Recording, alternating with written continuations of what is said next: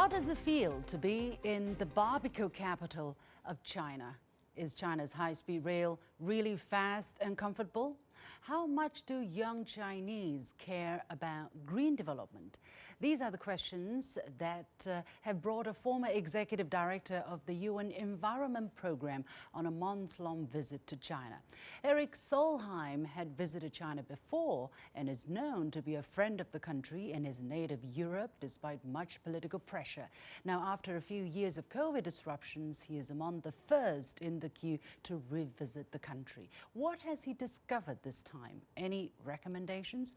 Welcome to a special edition of The Point with me, Li Xin, coming to you from Beijing. I'm pleased to be joined by Erik Solheim here in the studio, who is now Vice President of the Green Belt and Road Coalition. Erik, it's a great pleasure to see you again. I'm so happy to be back in China, and it's so great that we can open borders and we can again meet after COVID. Yeah, and for me to have a guest here in the studio feels wonderful. Thank you. Yeah, so let's start with the high-speed train, because that one is really resonating with a lot of people on the social media.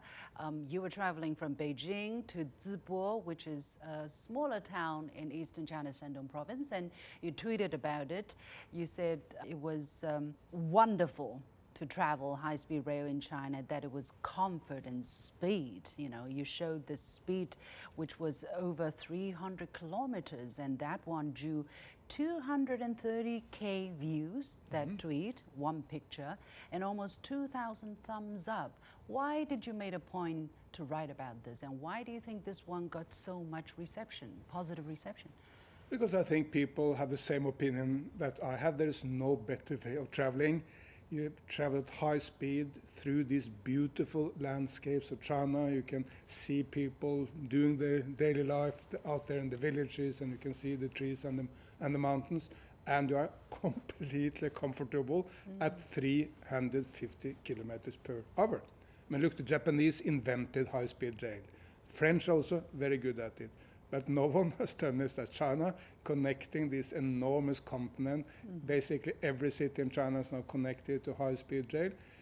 At the time of Olympics in 2008, there was not 1 kilometer high-speed rail in China. Now it's 40,000.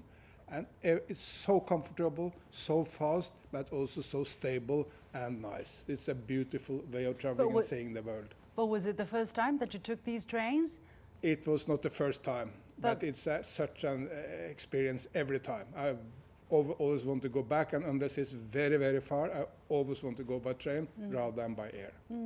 But why do you think people were so curious about, you know, this subject, that 230,000 views on this one picture and so many thumbs up? What does that say? What do you think? I think for foreigners, non-Chinese, it's an eye-opener. Not everyone is aware how far China's come on high-speed rail. And I mean, some people said, I mean, isn't the Japanese who are good at high-speed rail? And I said, yes, they invented it, but now China has taken over and is by far the #1 high-speed rail nation in the world. And I think for the people of China, it's also a matter of pride. They're proud that China is showing the way to the world. 70% of all high-speed rails in the world are running on Chinese tracks. You also tweeted about Zibo city in East China's Shandong province. Well, a little bit of a background here. This city was rather unknown, right? Just a few months ago, but all of a sudden it has become an internet phenomenon and a celebrity city, just because its local way of eating barbecue has gone viral on this Chinese social media. Did you try that, by the way? Did you have a try and tell us a bit, because I haven't? No, absolutely. It's absolutely wonderful. I mean, look, I had never heard about Zibo either. Then I was invited by the government to Zibo, and then I told my Chinese friends I'm going to Zibo, and they said, oh, wow, we're going to Zibo. That's the most trendy place in China right now. And the barbecue was fantastic. I mean, there were thousands upon thousands of young Chinese flocking to Zibo, and barbecue Chinese style. This is not American type barbecue with enormous amounts of meat. This is Chinese style. You eat it on a skewer. You eat it somewhat Peking duck style. You wrap it in some wrapping, and you put some onions into it and some sauces. And it tastes wonderful. And of course, it's also an opportunity to have a few beers and maybe a Mai Tai to celebrate. And I think people felt the joy. COVID is past. Now we can celebrate. Now we can meet together, and we can have this fantastic barbecue in Zibo. Yeah. And by the way, it's also a very smart rebranding of this city, which was an old industrial town, maybe in the past somewhat polluted. Now looking into the future to attract young, talented people to the city. Yeah, what kind of inspirations have you gotten from visiting that city? I mean, a lot of cities in that province are very jealous, and outside of that province are very jealous. They're watching what has Zibo done right. You know, let's not to mention the rebranding, but just the fact that they can have this tourism sector enjoy this sudden fame. What could have possibly explained it, and what are your inspirations from watching all of that? Tourism is very much underrated in the economy. Tourism is a fantastic job creator, creating many, many jobs, also maybe particular jobs for sometimes low-skilled people. So going to tourism is fantastic. But Zibo is not only doing that, they also have a huge energy valley in Zibo, trying to recruit high-tech companies, energy companies, making new and better batteries for the world. So it is a combination of tourism and high-tech. But for that to be successful, they need young, talented people. And we all know young, talented people may go to Shanghai, to Beijing, maybe to Qingdao, Jinan in Shandong province, and not to a secondary city like Zibo. So they feel the pressure, the competition, and that's why they want to rebrand the city and attract young people.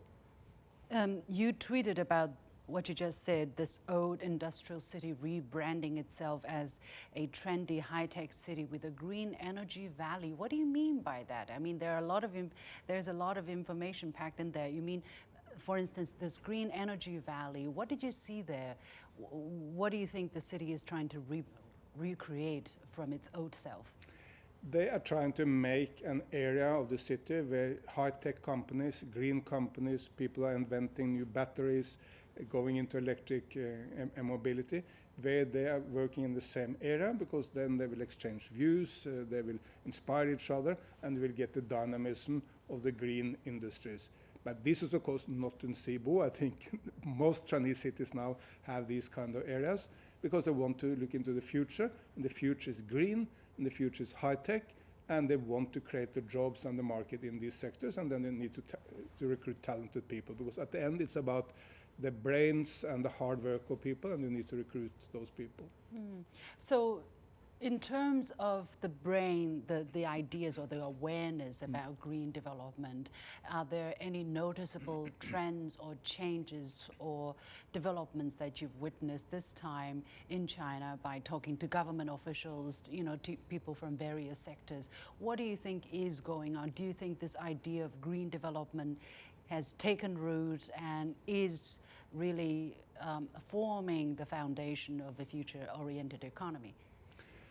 20 years ago, when President Xi Jinping made the famous speech when he said that lucid waters and lush mountains is like silver and gold. That time he was not the president. He was the party secretary of Zhejiang, and frankly not so many people who took notice, because it was not a major event at the time. But now it can be seen as a complete kind of historical shift in China, with the benefit of hindsight. At the time, well, Beijing was horribly polluted. I mean, we all know. I mean, if you walked around here, the air was like a soup, a very horrible soup. You could never see the sun or the sky. Well, now the sky is bright in Beijing. You can see the sun. I would happily go for a jogging, because I can breathe the nice, refreshing air. Still work to be done, but it's gotten much better. Yes. And enormous progress in 15 years. And of course, the reason is very important, because this is very, very good for the environment. That is also smart economic policy of China. Look, China has no Toyota. There is no brand in China which everyone in the world knows. Everyone in Norway, but everyone in Africa or Latin America, they all know Toyota. So what did China do? Well, surpass that level of development, go straight into the electrical vehicle phase, not start competing in the combustion engine. And now BYD is passing Tesla as the biggest producer of electric cars in the world. And this year, China will pass Japan as the #1 exporter of cars in the world, but then nearly all electric. And there are 10 Chinese brands, Hongji, NIO, Xpeng, they're all competing for this space. I mean, not all of them will be successful, but many of them will be. So China will create jobs and prosperity, but also go green. In that process, of course, it's a very prospective industry. The idea, the direction is right, but often when a lot of industries are, going into the same direction, there could be some potential mistakes that people can make. What are you seeing as some of the potential pitfalls that these industries should try to avoid when they pursue that road? They should think long ahead. Look, China is not totally dominant in the producing of solar panels in the world. 82% of all solar panels in the world last year were made in China. LONGi, I visited them in Xi'an. They are now the biggest solar company in the world. And they're producing enormous amount of solar panels. But of course, at some time, these solar panels will have to be retired. Then we should prepare for recycling them into new products so we don't waste all these resources. And of course, the electric car industry, they're using a lot of cobalt, lithium, copper. And when the batteries at some time are retired, we should reuse this into new products. All this can be done. We just need to plan for a recycling industry based on the present industries. Do you think the awareness is there? And for instance, when you talk to the local governments, are they asking the right questions about, green development, about these waste disposal, about, the photovoltaic panels, for instance? Absolutely. I think, if you go 20 years back in China, everything was of economic development. That was the one and only issue, bring everyone out of extreme poverty. But now focus is on high quality growth. Well, this is set by the center. This comes from the center and from the president himself to set this direction for China. But I think largely local authorities, city authorities, all the many provinces of China, they all understand this message and they want to go green. But they're not perfect. Americans or Europeans or Indians are not perfect either, but they do quite good work now. What do you think are the biggest challenges that China is faced with on this road towards, greener development while keeping the speed of its economic development at a reasonably high level, because it has a huge population to employ, especially young graduates? What do you think are some of the challenges? Maybe the biggest challenge for China, but indeed also for US or Europe, that is to make a fair transition. Let's assume that I go to a coal worker in Shanxi or an industrial worker in Liaoning or a old farmer in Henan, and I tell them, wow, look at this bright future of China. There will be any number of green jobs, but by the way, the jobs will come in Guangdong, Jiangsu or Zhejiang. Well, these guys may not be happy because it will not be the jobs in their place and for their people. So having regional programs to make sure that Western China and Northern China, not just Zhejiang, Jiangsu, and Guangdong benefit, is a very important issue for the government of China, and also on the individual level to make sure that people who are in the old industries are retrained and can see a future in the new ones. So basically you're talking about the uneven development of different regions in China. The lesser developed northwest or northeast are not as advantageous in terms of green opportunity as the coastal areas. Is that? Absolutely, but it's exactly the same issue in the United States or in India. Even in India, the differences are much bigger. But look, there is a historical trend in China. More and more of the economic output in China is coming south of the Yangtze. Historically, maybe half was north, half was south of the Yangtze. Now, more and more is south of the Yangtze because the southern provinces, coastal provinces, are developing faster. So to make a more even development is a big challenge for any government. Of course, I know this is high on the agenda for the Chinese government, but if you ask what is the biggest challenge, this is a big challenge because it's about fairness, but it's also because if you don't address it, development will be slower because then there will be resistance. On the local level, what do you think is their top priority at the moment when they are pursuing green development? Because they also have the KPI, right, to clean up their water, to clean up their air, but at the same time they also have the growth target to meet. So what is their number one priority, let's say? I think the most important of all is to shift the thinking. Because in the past, the thinking was, yes, that's good to be green, but it's costly. It's very expensive. We can maybe not afford it. And that's why most nations first prioritized economic development, and then when they became rich, they started caring for nature. That happened in Europe, in America, in Japan, Korea, and finally in China.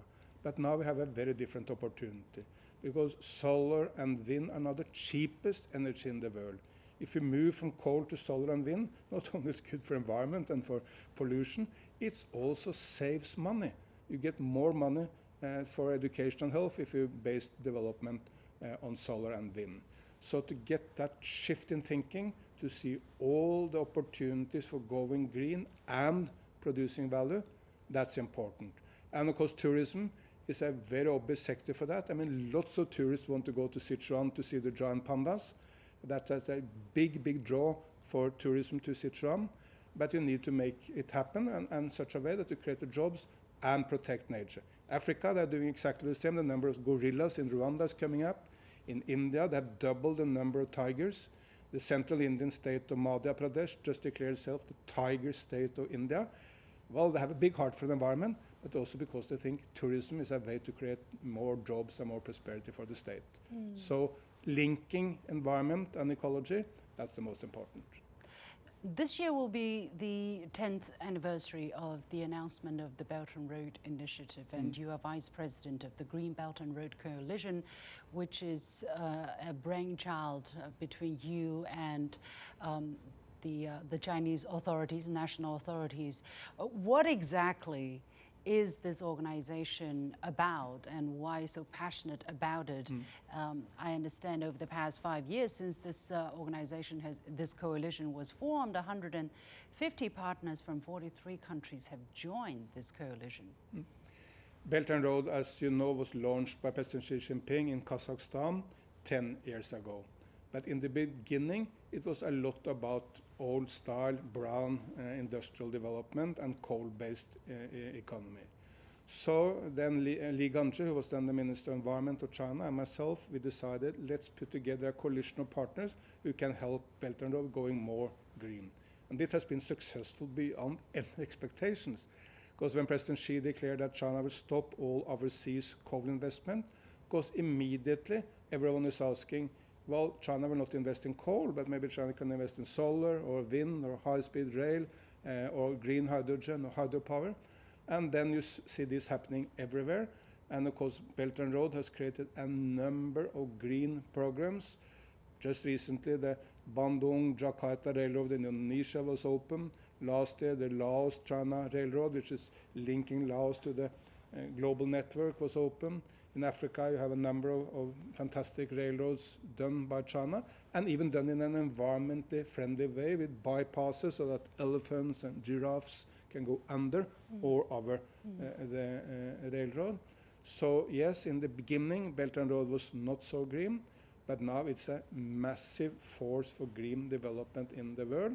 And this coalition we have formed help advise, give policy suggestions, and bring people together to help Belt and Road go green. Well, it makes it sound very simple. It's like, okay, we want it to be green, and tomorrow it is green.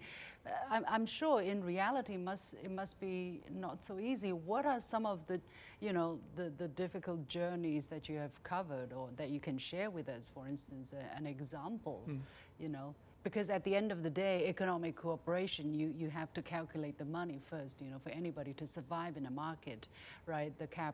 How they calculate their cost and effect.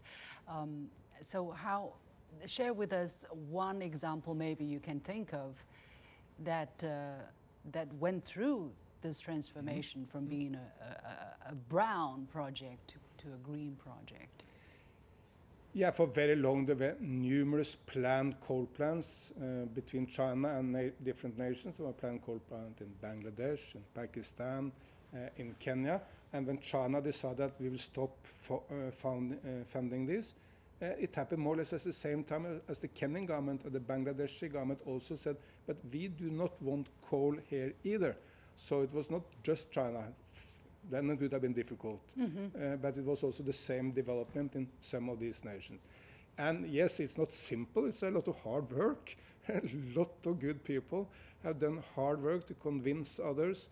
And the group of people working with this Green and Belt and Road Coalition have worked with the NDRC in China, Foreign Ministry in China, of course, a number of banks and financial institutions, and they have helped convince people. But not everything is simple. As an example, I mean, there is a fantastic railroad from Mombasa to Nairobi in Kenya. If you go through Mombasa, it's a somewhat run-down, somewhat poor city, but then you come to this Chinese railroad, wow, it's an oasis, absolutely green, well-functioning, everything is clean. It's very different from most of the surroundings. But it's now a railroad from Mombasa to Nairobi. What would be even more beneficial for Africa if that could be taken further to Kampala, the capital of Uganda, to Kigali, the capital of Rwanda, that will have transformative impact on these countries. But it's difficult to get it financed because these are nations with which have debt, while the railroad will be fantastically profitable in the long run. In the short run, it may not generate so much money. So to get the package right for this to happen is a challenge. But you cannot give up. You need to work on good projects to realize them. Where do you think is the biggest bottleneck for international green project cooperation at this moment? You just mentioned the bottleneck of financing, for instance, and how can that be resolved? I think maybe a big bottleneck is finance. Not that there is enough finance. There is enormous amount of finance in the world. We have, I mean, rich people have an abundance of money, and they don't really know how to use it. But to get the money to the more difficult places, to places where war and conflict, or African nations with say a very non-functioning state, or a lot of corruption or difficulties of different sorts, that's difficult. The only way to do it, in my view, is to base investment on private investment, but use state and the World Bank and Asia Infrastructure Investment Bank as a leveraging tool. They guarantee for the investment, but private companies do the investment. Then you can get a lot more done compared to say, just giving a gift to someone. Do you have a sense that China, at least, is continuously committed to promoting this kind of green development under the Belt and Road Initiative? Absolutely, there is no doubt. After stopping coal investment, there will be massive green investment on Belt and Road. There is a number of criticisms in the West to Belt and Road, but I have to be frank, this is mainly due to jealousy. Because there have been a number of Western initiatives which should kind of match Belt and Road. So far, very little have come out of it. And if someone in the West have criticisms to China, I mean, or tell my friends there, well, please do better. If you are jealous on China building a railroad or a solar park and you think you can do better, nothing will be better for the African governments than to get different options. They can both get money or investment from China or from the US and Europe. That's what they would love to see. So stop criticizing China and please do better yourself. In terms of green development or environment or the transformation towards a more green economy, China has been criticized for not doing enough or not doing as much as it should or as it can as a major country. Having seen China this time up and close, what is your engagement of the level of commitment and the level of efforts China has put in? But look, many people have the old impression of China. They have seen on TV all the pollution which was in Beijing and Tianjin 10 years ago, and they haven't really updated their knowledge. They don't understand how much this has changed. And they know that China is the biggest coal user in the world, which is true, but also China is by far the biggest in solar and wind and green hydrogen and whatever is the new green technology. So please open your eyes for the change in China. It's not that China cannot do more, of course it can and will.